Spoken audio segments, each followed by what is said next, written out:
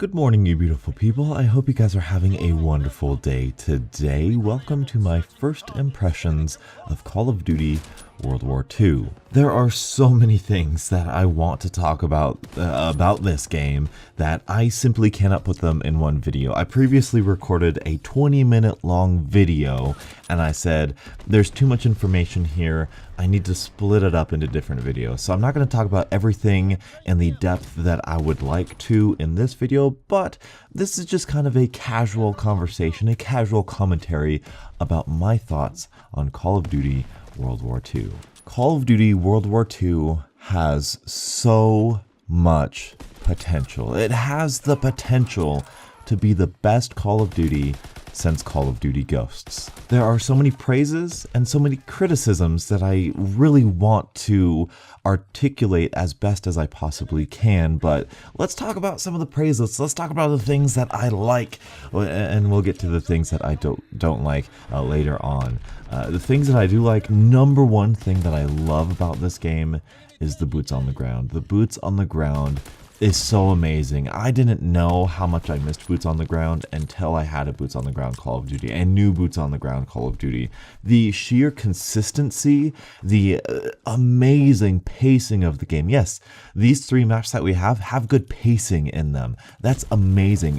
Coming from these exo jump, boost jumping, just carnival ride where everyone's on a trampoline boosting all around corners, to having a consistent way of dealing with engagements and shooting people, and it's so amazing. And I will say, Sledgehammer, you're going to get a lot of hate for it. You're going to say this game is too campy, it's too slow. I'm already seeing it. I'm already seeing it in the community. The people who love the advanced movement are going to say this is too slow, it's too campy, I don't like it. But me personally, it adds so much consistency and so much strategy and so much good map flow. It's amazing. Call of Duty needs to be boots on the ground, and I'm glad we are hopefully over that phase. With that, shotguns and sniper rifles are now effective. No longer will you have to try to snipe somebody on Redwoods in Black Ops 3 out of the air while he's wall running and double jumping on a tree. No longer will you get into an engagement in close quarters and have somebody boost dodge over your head when you try to shotgun them. No, this is completely consistent. We are going to see a huge resurgence of sniper rifles. I've started sniping already. You might even see a gameplay of it behind you because I love it so much. That leads me into the next thing that I love about this game. That's going to be the create a class system. It's so bare bones. So bare bones. Again, Sledgehammer, you're going to get a lot of criticism for this. Where's my super overpowered setup? I want this perk, this attachment, that's it. I will say, there's potential for me to, in the future, dislike this because it looks like we're only going to get suppressors on SMGs. And if you know me, I'm a huge suppressor guy. I'm a huge fan of silencers. I really love playing the Batman sort of guy in this Call of Duty. And it's going to be interesting to see the way divisions work, how this really works. Basically, all the divisions, you have 5 divisions, which have about 5 different sort of perks in them that you need to unlock by ranking them up. That's basically the best way of putting it. And then you have a different category on your create a class, which is just 1 perk. You get 1 perk plus your 5 perks-ish that you have to rank up with your divisions. But the thing that's so great about this create a class system is that there's no pick 10 system, there's no point system.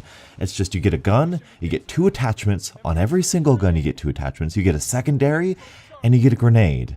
And you get 1 perk and of course your divisions, which is so bare bones.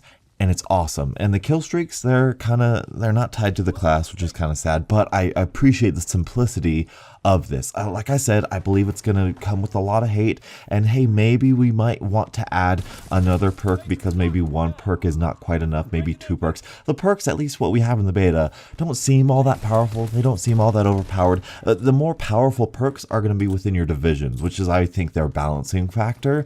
So I think it's going to be a really interesting way to balance things out. And one of the things that we as a community need to realize is that the more options we have, like the pick 10 system is so broad, and the best example of this is the Call of Duty Ghost system. In fact, the more options we have, the less variety we're going to see from people. Like me, in Call of Duty Ghosts, I have one class setup. That's like Dead Silence, Amplify, Focus, plus maybe Sleight of Hand and Stock. Very rarely do I stray away from that. Maybe I'll do Scavenger instead of Sleight of Hand, but very rarely do I stray away from that because that's just the freedom I have in Call of Duty Ghosts, which is amazing and fantastic and I love it, but being restricted to a certain style, to a certain, no, you can't have this perk and this perk. You can't have Dead Silence and Ghost on at the same time. It's a very interesting setup. Not something I'm not sure is going to last very long or if I'm going to be a big fan of in the future, but it's a nice take and I appreciate the simplicity of it,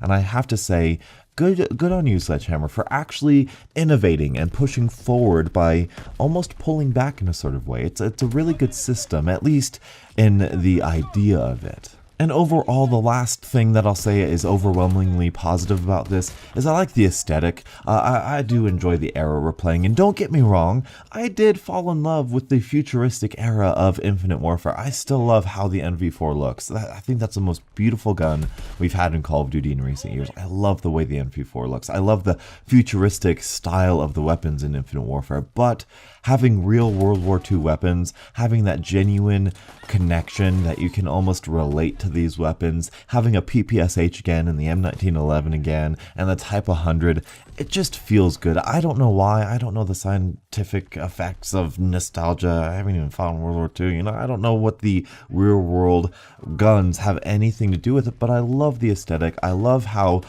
human and worldly this game is and how genuine this game feels. Now let's get into some things that I'm not particularly fond of. If you follow me on Twitter, you know there was a certain period of time, I think there's been like 2 or 3 updates to this beta, okay? The first update I live streamed with and I had a lot of fun with. I was getting good connections. My gunfights seemed very fair. When I died, I felt like I deserved it.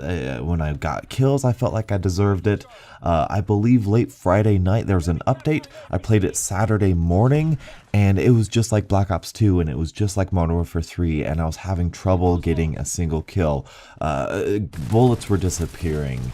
I was getting two-shotted by guns that I know are not two-shots. I was getting damage spikes and it was completely inconsistent. And then I think the game updated again that same Saturday morning and I had better luck after the update and it felt a little bit better. And all of this to say, I'm beating a dead horse by this, but I have to make a different video on this. If your connection is not there, if the netcode and hit detection is not good, then all of the hard work that you put into this game is going to be all for naught. So this is definitely something that will make or break World War II. Is if there's bad connections, I'm not even going to touch it. It's been 7 years. It's been 6 or 7 years since Modern Warfare 3 was released. Man, it's been a long time. And we've been dealing with these connection problems for that long, with the exception of Ghosts, of course, but I'm not willing to deal with it anymore. There's no lag in zombies, at least on solo, so I can always do that. But anyway, moving on to the second thing that I absolutely despise about this game, if we can say that, that's the footsteps.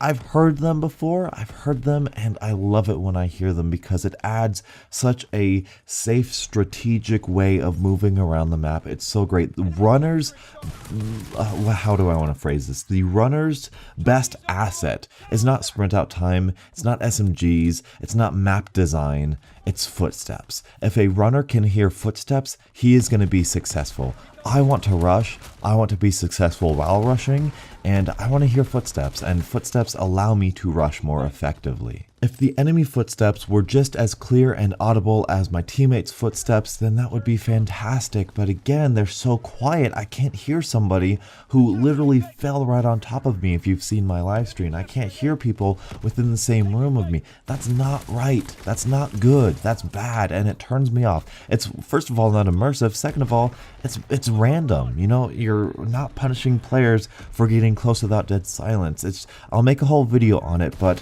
if you want to rush, if you want this game to be a rush heavy game, if you want fast-paced Call of Duty action, you need to have footsteps. Luckily, those are the two main things that I really need to put my foot down and say, I will not accept this game if these two things are not in it. And if those two things are in it, then we can start playing the game. Then we can start enjoying it a little bit. But let's move on into some things that I just want to talk about the game, because there's lots of things to talk about. First things first that comes to mind is the weapon balance. Sledgehammer, it shows that you are a newbie Call of Duty developer. Treyarch Infinity Ward, they have it down. It's not arguable at this point. Modern Warfare 3, Call of Duty Ghosts, Infinite Warfare, stellar weapon balancing. Everything in those games feels powerful and effective. Treyarch with Black Ops 3, while I don't feel like everything is so strong, I do feel like most things are balanced. I feel like that is a very, very balanced game. Nothing comes to mind as overpowered in Black Ops 3. I mean, maybe the Brecci, some people think, but even then, that's a shotgun and it's not that strong.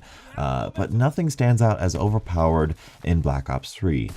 However, here in World War II, there are guns that are just blatantly, obviously better. The default assault rifle is a perfect example of this. I think it's the M1941. That's the basic assault rifle that they start you off with. Then you unlock the STG. The STG has a fast fire rate with a 4-shot kill and very little recoil. It's like an ACR recoil with an AK-47 damage. The default assault rifle, the M1941, is the same damage, but with more recoil and about the same fire rate. It's just a worse version of the STG. I mean, I'm sure the statistics are a little bit different, but it is awful. It's an awful gun to use. It's dramatically worse. Like, you are putting yourself at a disadvantage for using that weapon. If it were a 3-shot kill or a less shot kill to use, then maybe, yeah, that might be viable. Sort of like the M1 Garand, it's a 2-shot kill. But there are guns in this game that are obviously better and obviously worse than one another. That's something we need to iron out. As exact specifics I'll go into later as I continue to play the beta. I want to do a whole video on that and what I would do for all of the weapons and stuff. But anyway, I am very worried about the weapon balance because this is Sledgehammer's second solo game as a COD developer. But I am willing to extend grace and extend kind of my constructive feedback because that is something they can fix post-launch. You might be thinking, Donuts, you're taking a long time to get to the subject. What do you think about the maps? You said in your expectations video you expected simplistic 3-lane maps. What did we get? A little bit of a balance here. I am genuinely surprised at these maps. I don't dislike these maps. Actually, that's not true. Gibraltar is a map that I haven't vibed with. I don't understand how to play Gibraltar. I've had good games on Gibraltar. I've had bad games on Gibraltar, like I have with the other two maps, but I just can't figure it out. And I think it's interesting. I don't hate it because of the map design itself. I don't think it's a simplistic 3-lane map that is awful. I just think that it's not my map, and that's okay, because that's old school Call of Duty. You don't like a map, you just don't get it. That's fine. That's perfectly okay. But the other two maps, the Forest one and Pointe du Hoc, I'm going to mess up the names, by the way, because I haven't gotten too familiar with it, but Pointe du Hoc and the Forest map are genuinely good maps. Lots of people hating Pointe du Hoc right now. Lots of people saying that it's rubbish, it's crazy, it's like a maze. And I love that. Oh, that just brings a smile to my face. It reminds me of Call of Duty Ghosts, where everyone said, oh, the maps are so confusing. It's so chaotic and crazy. I'm getting shot from behind. I love this map. The Pointe du Hoc is the best shotgun map we've ever had, and I want to do a whole video dedicated to that map. It is a small map, it is a very niche map, it's not going to fit all the ARs, LMG, snipers and all that, but it's a great SMG, great shotgun map, and I do enjoy it because there is a flow to that map, and there is a way to maneuver that map to where you can be very successful, and I absolutely love it. Same exact thing with the Forest map. Now, the Forest map, I also want to do a video on that as well, because at first, it looks like head glitches galore. It looks like the typical Treyarch 3-lane standard map with head glitches everywhere, and I was like, I don't like this, I'm not having this. After I played it, I saw the little flank routes. I saw the little ways you can go, and I really truly enjoy the flow of this map on Domination. If the B flag on Domination is right in the middle, like it is on all of the Treyarch maps, then this map is a little too simplistic. But the fact that you can traverse the middle of this map really intelligently, really purposefully, and really stealthily makes this map really good. Okay, maybe not really good, but very decent, like really playable. It has a really good flow. It's one of the maps that you can actually capture A and C and still win the game. I love that little cave part you'll probably see me have in some gameplay behind you. I love staying that part because you can defend A and C very close to one another, and it's so great. I have such good praises about Point du Hoc and that forest map. It's a lot of stuff I want to say, but we need to move on. And it's at this point where we get to the minor nitpicky details of things. I think the flinch is just a tad bit too high, especially if you try to play with the M1 Garand. It just feels really strong. It feels like you just get kicked up everywhere. The war game mode is fantastic. I love the idea of the war game mode, and I think it's gonna be a lot of fun. I want to do an open lobby with you beautiful people, and I want to get really competitive games going. I want to get smoke out, I want to get snipers out, I want to get this, that, and the other thing with you beautiful people. I want to play with you guys. That would be so awesome. So let me know if you're interested in that. But I think that formula is going to deteriorate very quickly in public matches when people don't play the objective, and when they kill whore, and when they're just not good, you know. So I think that's going to deteriorate the war game mode, at least public matches, but I think it's a very fun game mode to have in Call of Duty, and I'm very happy it's there. What else? The incendiary grenades on shotguns. A lot of people having a problem with that. As a user of the incendiary grenades, I don't see the purpose why. I mean, they're cool, but what it is, and this is just a feel thing. I feel like when you have the incendiary rounds on your shotgun does a lower base damage, but the fire is a sort of time attack. Like it continues to burn them until it kills them. So you're not doing as much damage right away, but you get that burn in there. So when you take off the incendiary rounds, I feel like the regular shotgun is a little bit stronger. It's a little bit more consistent.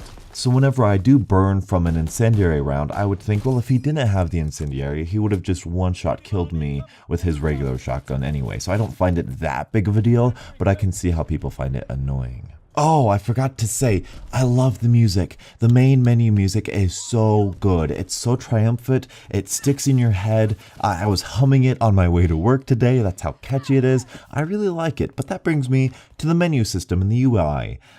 It's convoluted.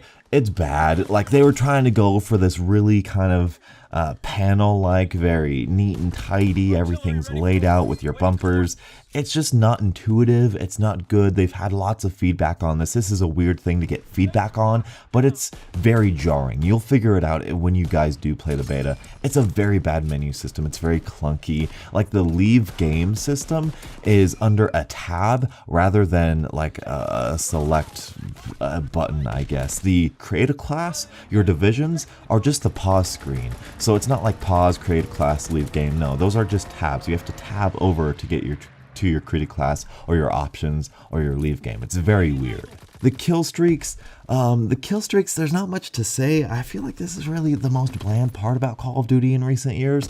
Ever since, like, I don't know, Advanced Warfare had some pretty cool ones because you could like mix and match them and add to them, take away from them. Ghost had the last like sort of interesting kill streaks, at least the most unique ones in recent years. But like Black Ops 3 and even Advanced Warfare a little bit, I guess, but Infinite Warfare, they really just copy pasted kill streaks that were in Black Ops 2, Black Ops 1, Modern Warfare 2. It feels very standard, like they're not trying to innovate kill streaks at all. It's really sad to me. I mean, the paratroopers are there, but they're recruit bots that get taken out before they do anything. So I feel like they could use work. And this is not just like make them powerful and unstoppable, you know. It's not like just make the blast radius good. It's like make them fun, you know, make them fun and rewarding. Putting 3 dots on a map and getting 225 pluses on your screen is not rewarding, and that's a whole different topic for a different day.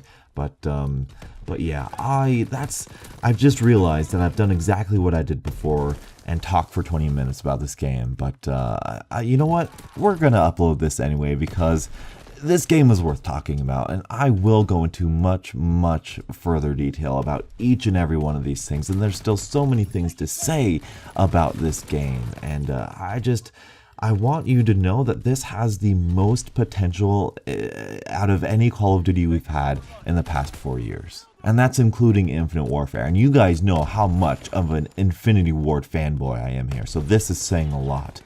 But I will say, if you do follow me on Twitter, like I said before, you will know that this is kind of like an ultimatum. You know, if they don't have good footsteps, and especially if they don't have good hit detection, you're not going to see me trying to play this game. You're not going to see me making an effort like I did with Infinite Warfare to actively try to like the game. No, I'm kind of over that. I'm going to play what I like and what I have fun with. That's what my blood pressure can handle. So overall, I am pleasantly surprised by this beta. I like the game. I don't dislike it. There are things that I dislike, and there are things that I will foresee in the future that I might dislike.